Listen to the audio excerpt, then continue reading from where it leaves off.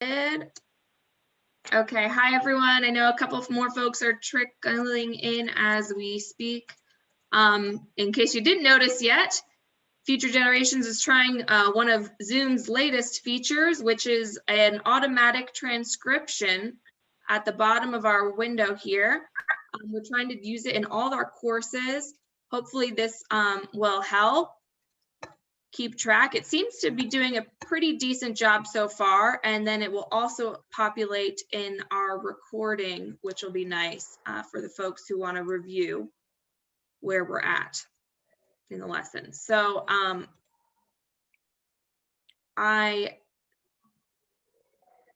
not sure if you actually have the option to disable it.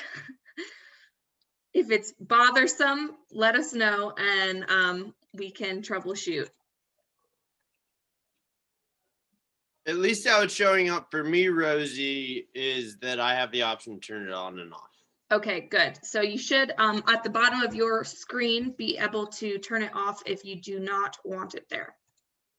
Yeah, and to do that, everybody, you go down to the live transcript button and you push on it, and there it should show hide subtitle, view subtitle, view full transcript, and you can select the one that works best for all of you. Oh, wow. Great. So, Rosie, do you want to go over a few more housekeeping issues? And then the plan, everyone, we're going to go into our breakout rooms pretty like right off the bat. So Rosie's going to do some housekeeping, and then we'll go into breakout rooms, and that'll give everyone a chance just to meet your breakout rooms. Some of you may know one another already, so it's a chance to catch up. Some of you know, there may be some new faces. Next week, we will be in breakout rooms for a much longer section talking about the first community lab. And so this is really a chance to get to know one another and, you know, ask questions about people. This is really the chance where you're not learning about what the person does or their community, but learn about the person. You know, are you married? Do you have kids? Where are you from? What's something interesting about you? You know, how are you doing in COVID? There's all kinds of stuff to talk about these days. So we'll be doing that, and then when we come back from breakout rooms, we'll look at the lab briefly, and then Daniel will really resume the great discussion we were having last week around this whole concept of scale. But Rosie, do you want to cover a few housekeeping items? Sure. Yeah, thanks. Okay, so first of all, just some tips for Zoom. We already talked about transcription, but when you first hop onto our class, we do ask that you mute yourself if possible, just to avoid background noise. You see the little microphone button in the bottom of your screen. And then, of course, feel free to unmute whenever you want to chime in or ask a question. You also might not have noticed the reactions features, which is kind of fun too. If you don't need to, you know, turn on your mic, but you can clap or thumbs up when you understand something. So sometimes we'll ask for that kind of nonverbal feedback. Do always feel free to use the chat. We encourage that, and I'll always try to be monitoring it when not sharing screen. And so we do ask, if possible, for folks to try to log on a bit earlier in the future, because you know, now that we're officially getting started in class at, you know, after 5 minutes on the hour, then we lose critical time, and we always really want to try to respect your time and sign out at least anyone who needs to go at exactly 10 o'clock Eastern time. So hope you can try to come earlier. A couple other reminders. So in Moodle, each week when we have our online assignments, I know this week you had a reading assignment and another quiz. Those are technically due at 11:59 Eastern time. So for universal time coordinated, that would be like Wednesday at 4:59. We're not super strict on that timeline, but we do ask that you always try to complete those before the Zoom session. They're supposed to be prepped for you to come prepared to our classes. Reminder about attendance. We went over this last week, but we ask that you always message me, send me an email if you can't make class. That way we just know whether or not to expect you.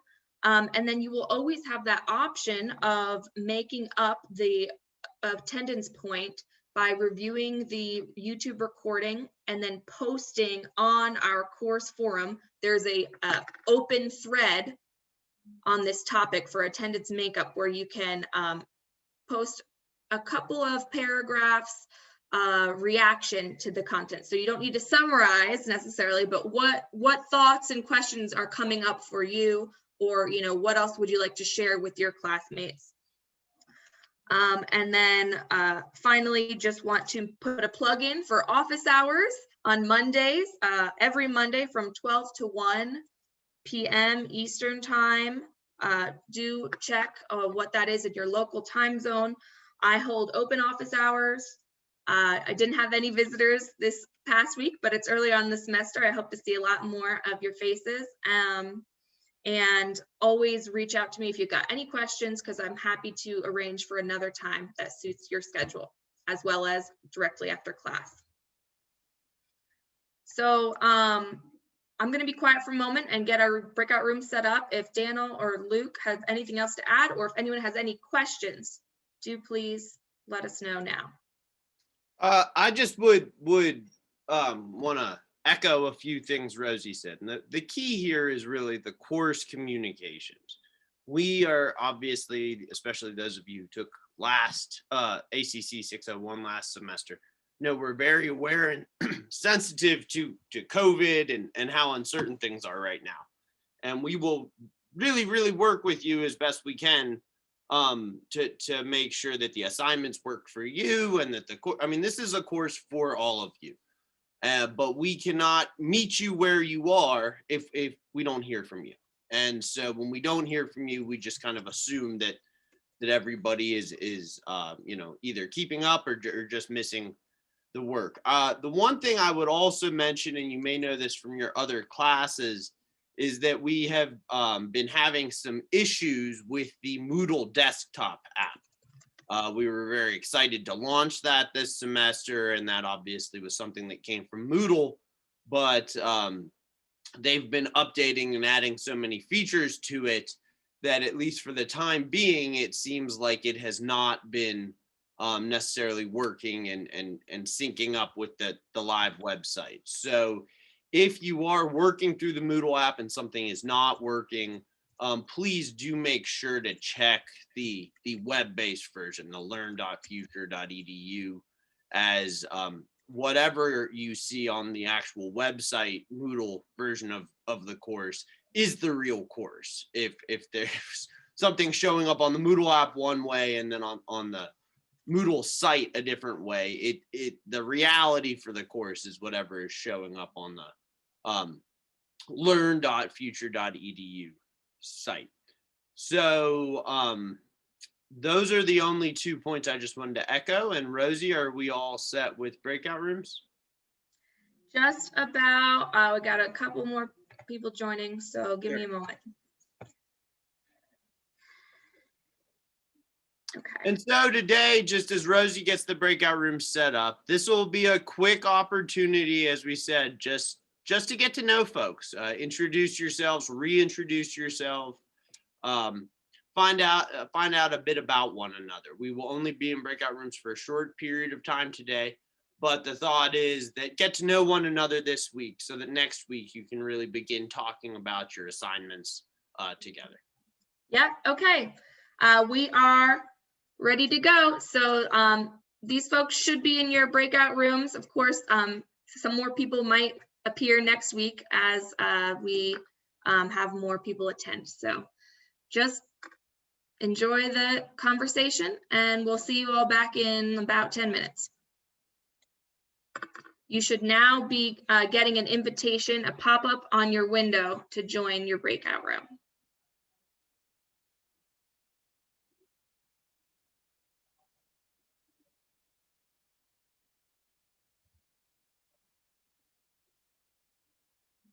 Wow, there, I was about to say there's always one when I saw Muriel hanging out, but she just disappeared. So that looks like it was very successful. Yeah. So unfortunately, there was 2 rooms with just 2 people. So if you pause the recording, Rosie, then Yes.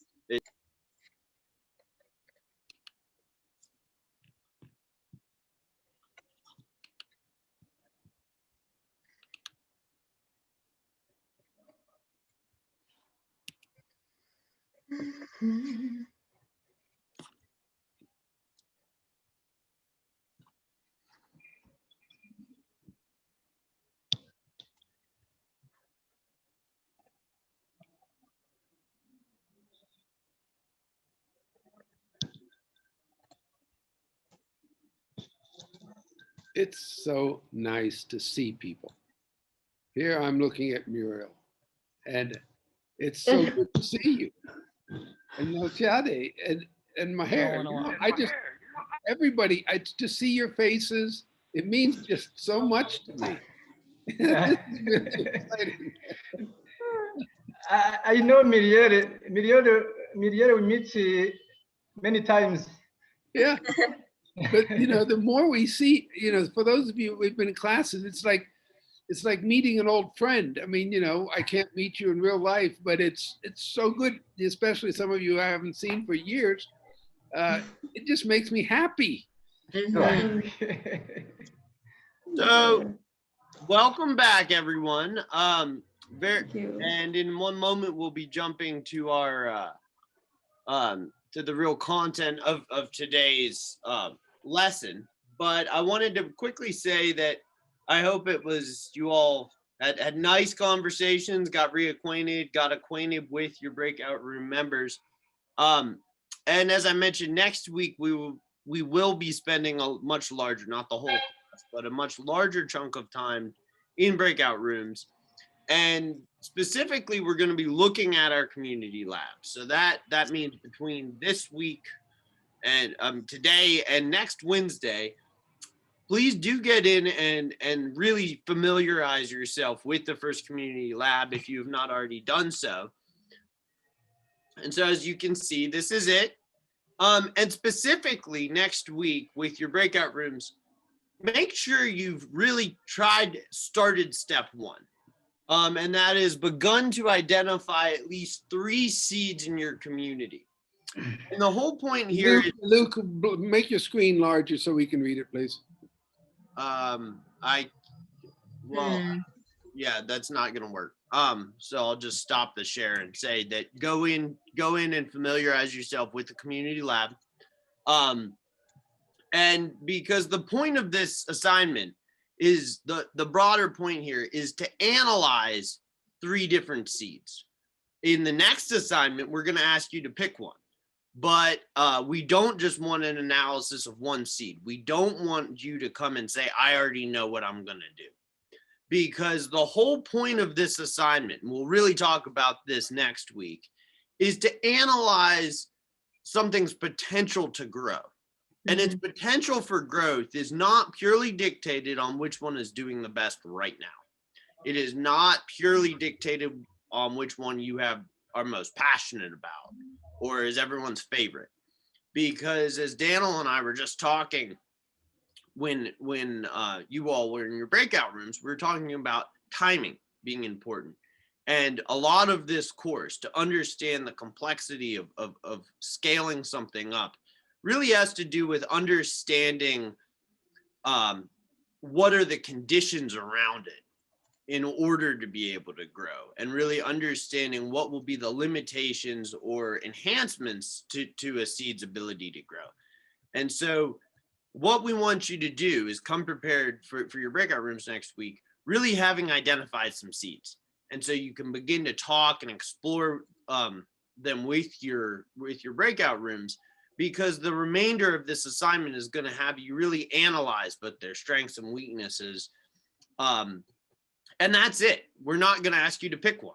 We're not going to ask you to justify why one is better. We are asking you to say, if I had to grow this, here would be the good things, here would be the bad. And we want you to do that with at least 3 different seeds. for those of you who took 601 last semester, it can be the same seed or project that you began working on. That can be one of your seeds. I encourage it, but it doesn't have to be. And it certainly is not the only thing we want you to analyze. We want you to bring in some other potential resources in your community. So we will be exploring that much further next week, but I did want to say that is, do not come to next week's class having not opened that community lab assignment. The more familiar, the more thought you've given it. That's all you need to do at this point. Just think about it. So that's not a whole lot, but do really make sure you have thought and considered, and if you've really begun to take notes, even better. And with that, I will turn it over to Daniel, who I know has a very interesting presentation for us on what this whole concept of scale is. What do we mean when we say taking impact to scale? Okay, folks, give me a thumbs up if you can see my screen. Okay. Here's the first question. What's the difference between scale and scale? Okay. Anybody want to tell me the difference between these two types of scale? Just speak up.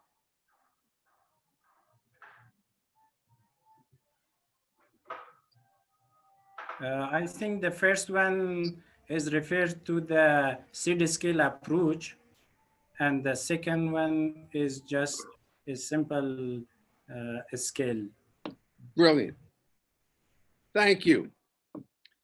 Absolutely right, Edfani. This is scale. It's the idea of numbers growing or reach extending. When you talk with your government, when you talk with a donor, and the word going to scale is used, this is what they almost certainly will mean. So what seed scale does is it introduces a special meaning to this phrase, okay? Because if you use the scale in terms of the seed scale method, the meaning is different than if you use it in the way it's used in the general public. The difference is usually this. Scale and seed scale is the inside of your community realigning. And scale, as used by most government and donors, is an external influence that is causing the growth to happen. One is internal and the other is external. And the idea of external influences going to scale is basically a new idea that came into development in the middle of the last century, in about 1940 or 1920, really, if you want to go back to the early scaling ideas from the Soviet Union, okay, where you could do external inputs with a plan that was driven by money, and people work for that money, and it creates multiple progressions, and it creates a rising economy, and the rising economy creates a multitude of benefits. And last week we mentioned the additive, the blueprint, and the explosion approach. And those are different ways of scaling, typically by an external influence, typically driven by a budget. It can be driven by power, but it is some sort of an effort to control the system, to control the growth. Scaling in seed scale is how people have advanced for thousands of years. Something emerges from inside a system. It emerges because people learn how to work better together. They share the potential for moving forward in common and together. It's an emergence process, and we can teach it to each other. We can do it almost anywhere in the world. You can do it with a dictator. You can do it with a democracy. And it will look different every time. Okay? So it's really important to understand that there's this internal and there's this external approach. And what you're going to learn how to do is to do both. Okay. Now, here's an example. If you are doing scale, as in seed scale, you're learning, like a fish, how to swim in the river. You're learning to use the river to swim with. Now, this fish it would be impossible to go up that waterfall in the background. But the fish has found that there's a path. And that path is a channel in the waterfall.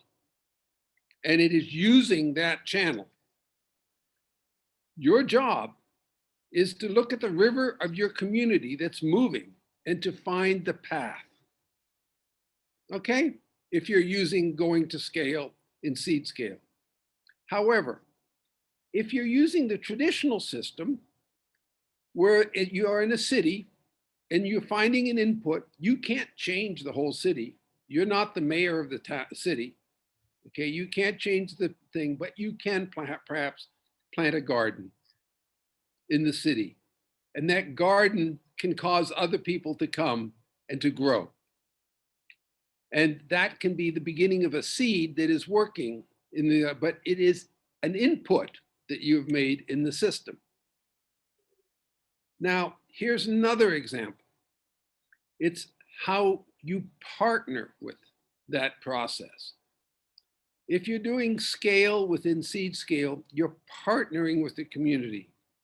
You're that fish, the white colored fish in the middle, and you are going to be performing a teaching and a learning role so that the whole community of fishes can swim together. Now, if you're doing the traditional scale approach, okay, you're the man in the middle there who's the boss. He's making the leader and everybody else is following the directions. Okay. And you are making a design that other people will follow. Okay. So let us focus on these differences, because in this course, what you're going to be seeing is the difference between scale 1, scale squared, and scale cubed. There are 3 different types of scaling functions that you will be learning in this course. And I won't go into the details here except to very quickly give you an overview of that. 1 is growing numbers, that's scale 1. This scale squared is growing the quality of life. And scale cubed is using your environment to have both scale 1 and scale squared happen. Scale cubed is using the river that I gave earlier. And as we go forward in the course, we're going to be giving you details about each. But I just want to mention and make very clear that scale means something different. And so when we've worked in developing this idea, the point that I made at the beginning, that there's a difference between scale as your government is using it and as you're using it in seed scale, even within seed scale, scale means something different. Okay? So scale 1, with the larger meaning of scale is it's a system for communities to adapt and learn and expand. Okay, you're getting a system for your communities to learn, adapt, and expand. But when we're getting into scale 1, you're stimulating one community. You're stimulating another community in its awareness and its learning and its energy that it already has. And when you get into scale squared, what you're doing is you're creating a self-help. The community is being empowered. The community is learning how to help itself. And it's creating a center. It's creating an energy source that's centering so that action happens. That's the energy source is centering. So it learns, and it learns how to experiment. And in scale cubed, you're creating a synthesis. You're bringing the whole environment together. So it learns how to collaborate and adaptive to learn and extend. Now, the one thing that is consistent to all the different meanings of scale is the idea of learning. That is there, and that the L is the same. The S, the C, the A, the E change. So in going to scale and seed scale, it's fundamentally a learning process, different from scale in the traditional process, which is one of control. Now, at the center of this process is this idea of a feedback loop. The feedback loop is a system, it's a self-help center. It's an example, okay, that's going around, and it is managing this idea of energies in the center of that system. The community energies of cooperation, creativity, compassion, and even complaining. We all live in communities that are complaining. And one of the processes you learn is how to control those and correct those complaints. And then you get this feedback loop of rising energies of the people along with the expanding quality of life. And that raises the dynamic of scaling, which is you're going to be reaching more and more. And as you're doing that, hope is rising. Have you ever tried to put hope on a budget? Have you ever gone to the bank and banked hope? Have you ever been able to touch hope? Have you ever been able to smell hope? But hope is the process that you're growing. It's inside this feedback loop. In that center, what you're doing is you're growing hope. Now, if you're going to use hope and go to scale, you've got to document it with evidence. Okay? Evidence. Something that somebody else can see the same thing. As I said, you can't see hope in a way that somebody else can see hope.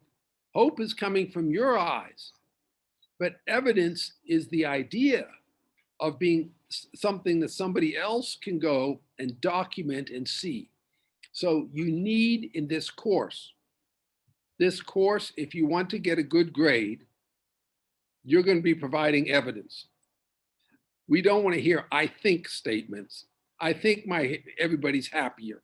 I think everybody's hopeful. We want to see evidence. That's our way of encouraging you as our way as faculty members to encourage you to give the key part that your community needs. Your community needs to see evidence that things are getting better. It is magical. When hope happens in a community, it's magical. When hope is gone, it's deeply depressing. We have in this class Irfani, who's living in Kabul. And right now, Irfani, I am sure with everything I'm reading that hope in Kabul is declining. There have been some real tragedies that have happened in your country recently that has caused hope to get smaller. And in most of your countries, you've seen that. So what is hope? Hope comes from equity. Hope comes from the idea that there's opportunity for everybody, not just opportunity for the rich, not opportunity for the powerful, but opportunity for everybody, equity. Hope opens the idea of choices. Lack of hope and equity limits the idea of access. of choice. Remember last class we talked about human development. The basic idea is the idea of opening choices. So we're going to be opening choices, and we're going to be documenting that with evidence.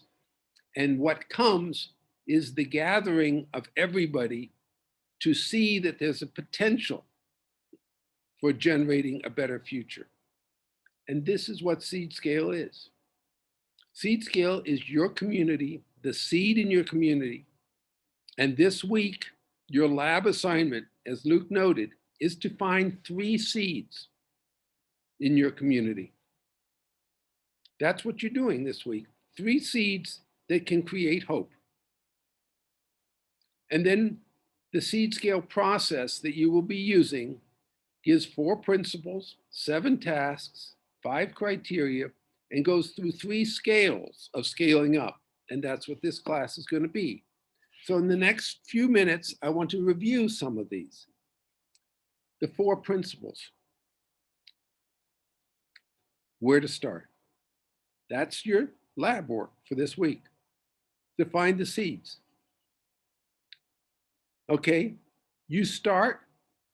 Do you start with what you need? No. Because if you start with what you need, you're not creating hope. Okay, where to start? You start with what you have. That's a seed, something that you have that can grow hope. You look for your successes. Those seeds that you're working on this week for your lab are going to be things that your community already has that have the potential to grow hope, and we want you to find 3 of those. Your needs, you don't have them. They're like empty places. They don't create hope. They make people feel weak. They make people feel poor. They make people feel insecure. And so what you're looking for is the successes that do just the reverse. So where to start in this process? Okay, with what you've got. You've got to find your team. Remember the picture of the fish, that white fish that's in the middle of the others? A team in seed scale is not the people. A team is the people acting together. Okay? It's the people generating the future. That's your team. You can't work with a team that's not willing to play together. You can't work with a team that it is if the team is fighting against each other. Okay? So the second principle is getting people who are acting together, generating the future. And now, where is that team? Okay, that team is in a 3-way partnership that's beginning with your community, coming from the bottom up. And you're going to be using the top-down enabling framework. That is what we're going this class to be calling scale cubed. You're going to be using this enabling framework that is the policies, the financing, and the values. And they're different for Herman in Bolivia, for Melchiade in Burundi, okay? Both your countries begin with B, but it's very different if you're in Burundi and Bolivia. So you're using your different enabling environments. And here you are.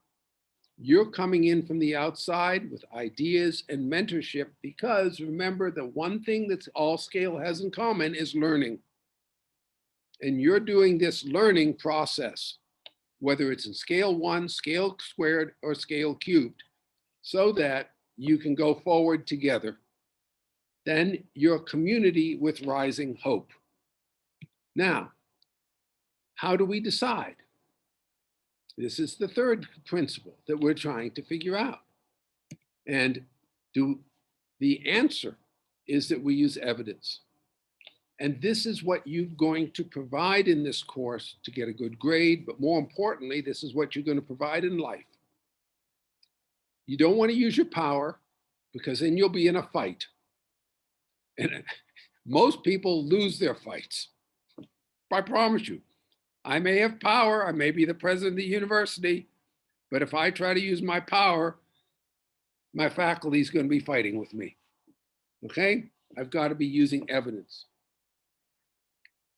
And using my opinion, maybe I can get away with it because I've got more experience, but use evidence is what will bring the factions of your community together. So that the result that you're going for is behavior change.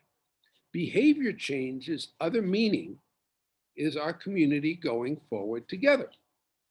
It's the meaning that we call generating the future, future generations. We're generating the future. We're going forward together.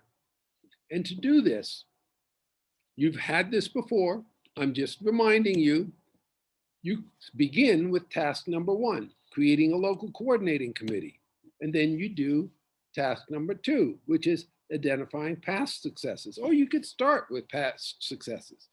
But that's one of the 7 tasks. And the third task is getting an education, because finding successes in other places. So now you've got some learning that's happening. You've identified the past successes, you're studying successes otherwhere, and now you're really learning because you're gathering local evidence and you're creating a work plan and you're taking action to grow the future. So once this growing is happening, how do you monitor it and keep it growing? And we have the 5 criteria. And the 5 criteria, first of all, is include everybody.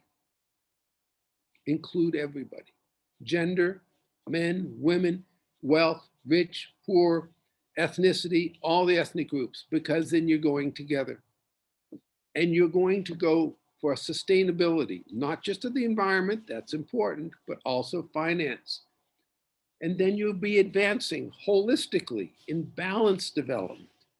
It is an iterative process where you do it again and again, and each time you do it better. And as you're doing it better each time, you're getting to be more interdependent. You're becoming part of the larger world, what we call the socio-econo-biosphere. You're becoming part of the world's people, the world's economy, the world's information system. You're learning. This process of using these criteria creates a learning system and a learning process to go forward together. As this is happening, you're going to scale because you're creating hope. You're creating evidence. The evidence here is brought forward by the 5 criteria. If you can show that you're more sustainable. You can show that you're taking care of education and health in a balanced way. You can show that you've got the ethnic groups that were excluded before now included, and you're doing it again and again, so you can show the idea of progress. And now in this course, we're going to get into what we call scale squared. Scale squared has 2 dynamics happening in it. One is the dynamic of action learning, and the other is the dynamic of experimentation. Action learning, we've been talking about. It's the process of us learning to do something. And the second thing is happening is the idea of experimenting. You would iterative process. Remember from the 5 criteria, the iterative process of you're measuring that. We're doing experiments. And so what is happening as you scale up now is that you have action learning happening from the scaled squared center, which is in the middle. Okay, it's right here in the middle. You've created these action learning centers. That's not a building. Center means you're bringing it together. Okay, you're bringing action learning and experimentation together. And then from that center, it's going out. Learning is occurring and it's going out to another community. See, it's the qualitative growth is happening. But in another place, ideas are being adapted. Well, it's getting ahead of me here. The ideas are being adapted. It's not just being replicated, it's being adapted so that you can see here, where it is, this one, suddenly gets flipped around. It was this way here, it gets flipped around now. But more experimentation is happening as it goes to community C, community D, community E. Here they're taking on risk and they're figuring out how to handle the risk. And then they're adapting it by other places. We're going to spend several weeks as you learn how to do a scale squared process. And as that scale squared network is happening, they're all talking together. Here, what the scale squared was just extending. But here you've got all those centers sharing with each other. You've got teamwork happening. The fish are swimming together, going through the river. Data is being exchanged, stories are being exchanged, learning is being adapted. This collective process, that's what we call emergence. The basic idea of emergence is that the parts have remained the same. The parts have remained the same, but the relationships between the parts have changed. See, the relationships here are much more complicated than they were before. That's emergence. The relationships are being strengthened by everybody working together. The definition of a larger community or a network. And so then we move into scale cubed, okay? And in scale cubed, it's a system for remember the highest level of the meaning of a scale, the system for the community to adapt, learn, and expand. That's what is happening. You have created a system that the community is using to adapt, learn, and expand. I just want to start and say, I may be a professor. I may be the president of the university. But most importantly, I'm a person, not a president, not a professor. I'm a person just like you. The difference is that 60 years ago, or 50 years ago, but a long time ago, I began to do this process. And as a consequence, I've learned how to use the process. And you can learn that too, just a person. You don't have to be the president of your country. You don't have to be the mayor of your city. You can learn to use what everybody has, which is their human energy. You can create seeds. Find something little, because you know what? You're going to do that by next week. We're not talking about doing it 50 years from now. Next week, you're going to give us not just one, but 3 seeds. And you're going to then show that with human energy, there are no haves and no haves not. The poor and the wealthy have approximately the same human energy. You and Bill Gates have approximately the same energy. Bill Gates has a lot more money than you do. Your president has a lot more power than you do. But you, by careful use of your human energy, can start this process of scaling up, where the quantitative and the qualitative are learning to use what they have to grow together. And what is happening in this class is over here on the left, okay? You have come together from around the world. Just think of the countries that are listening and participating and sharing. Think of your breakout groups that you've just been part of. You've come together from around the world. It's really remarkable. In the middle of a pandemic, you've come together. And so you can create this process of action, learning, and experimentation where you're advancing just and lasting change for your community. And as your community, let's say over here in the green, starts to do this, you're sharing with other communities down here in the pink or communities up here in the yellow. That's what this class is all about. This class is about your taking your seeds that you're going to do for next week. You're going to start to grow those. And as a consequence, you're going to be sharing together. You're going to be learning together. But the core of seed scale and scaling up is this shared learning process. I'm so much looking forward to these next 14 weeks together. Luke, it's back to you.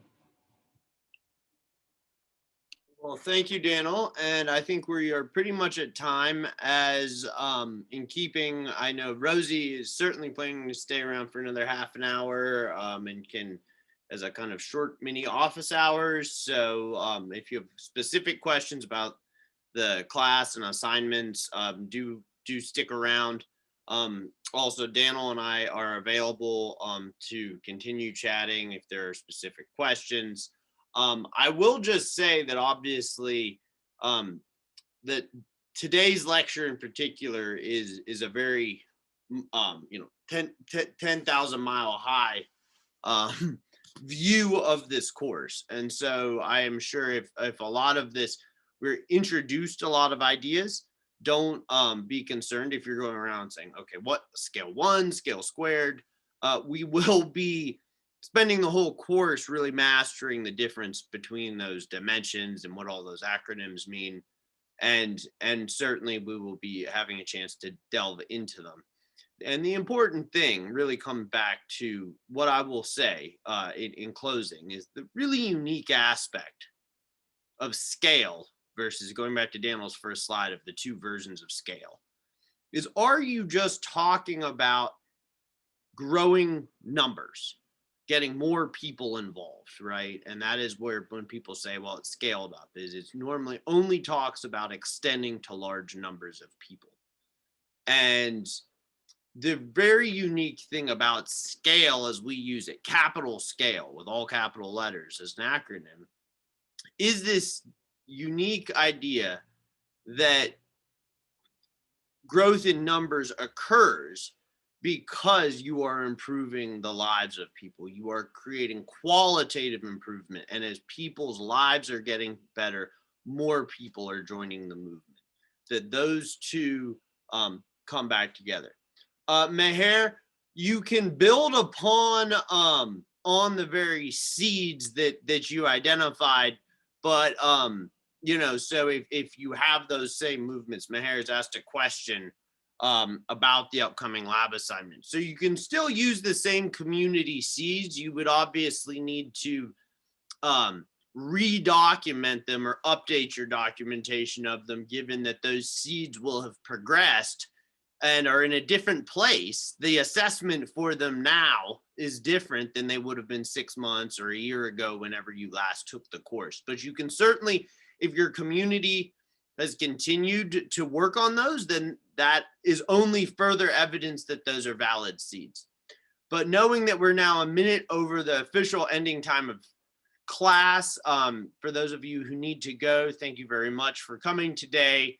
I would say do try to make sure you get here on time, if not a minute or two early, to help us get a timely start so we don't have to run over in the future.